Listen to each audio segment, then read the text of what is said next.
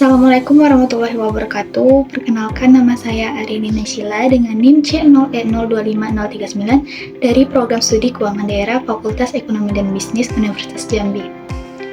Pada kesempatan kali ini, saya akan membahas materi perpajakan 1 dengan dosen pengampu Bapak Wirmi Eka Putra dan Ibu Dahlia. Materi ini berjudul Cara dan Sistem Pemungutan Pajak, Tarif Pajak, serta Fungsi Pajak. Masuk ke cara pemungutan pajak.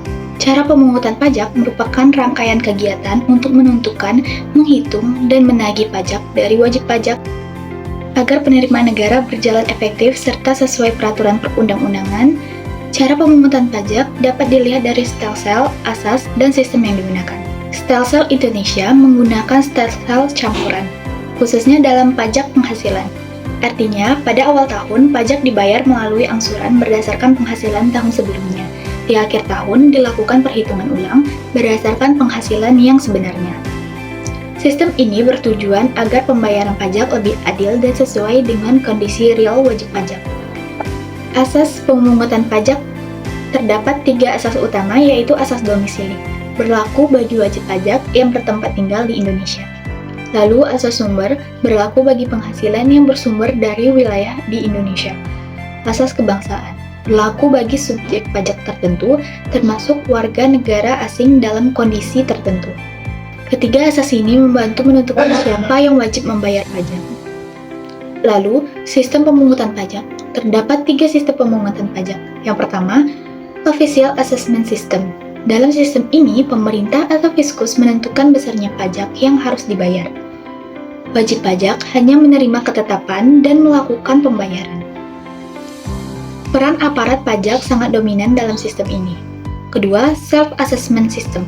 Dalam sistem ini, wajib pajak diberi kepercayaan untuk menghitung sendiri pajaknya, membayar sendiri, dan melaporkan sendiri pajaknya. Pemerintah hanya melakukan pengawasan.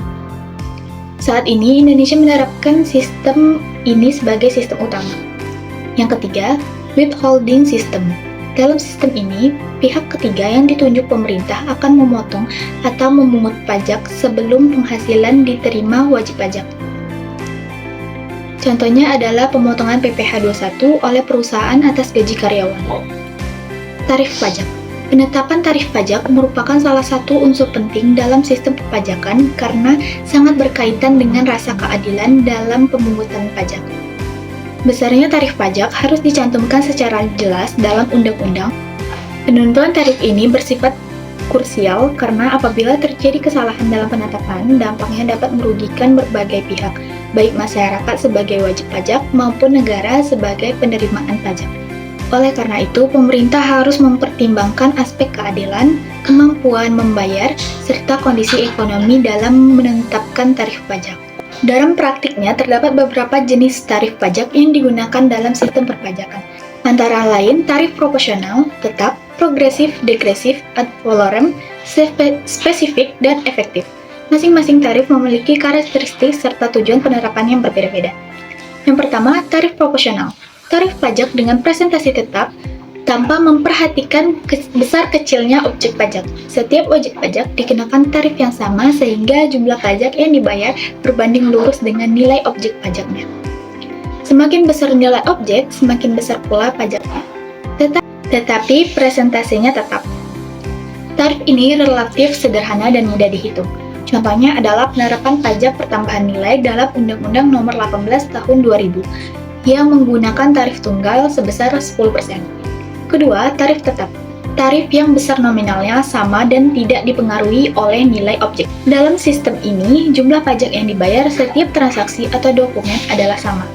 Contohnya terdapat pada Bea Materai yang diatur dalam Undang-Undang Nomor 13 Tahun 1985, di mana tarifnya ditetapkan dalam jumlah nominal tertentu.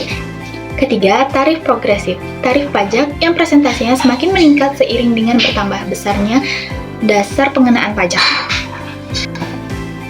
Artinya, semakin tinggi penghasilan atau nilai objek pajak, semakin besar pula presentasi pajak yang harus dibayar.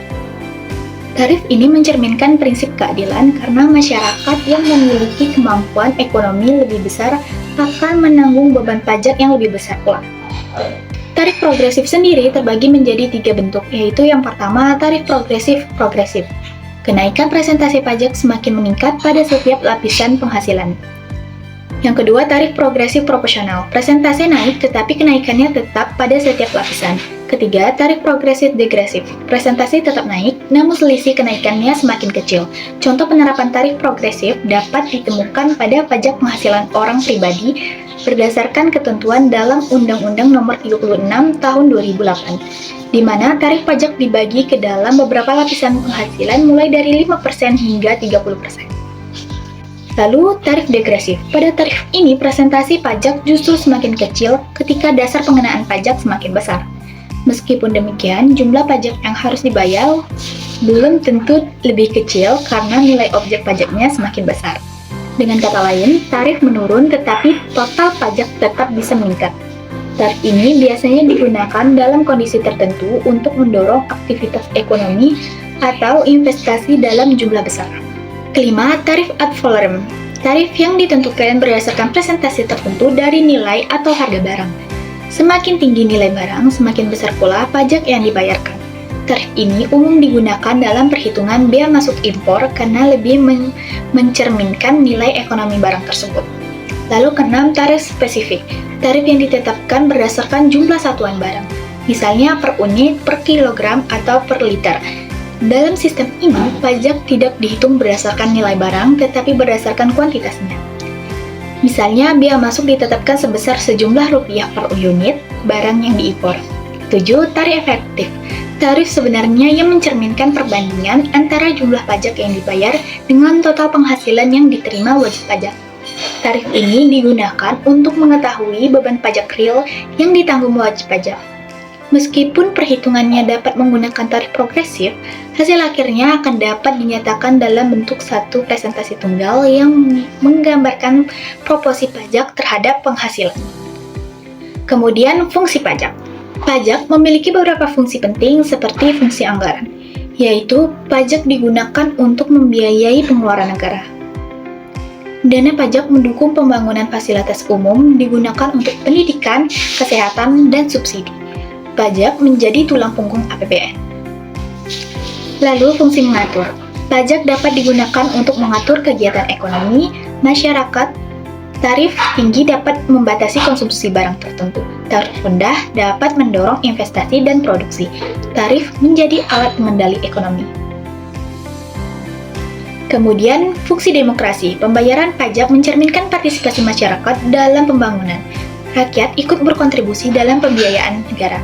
Sebagai imbalannya, masyarakat berhak mendapatkan pelayanan publik. Pajak memperkuat hubungan antara rakyat dan pemerintah.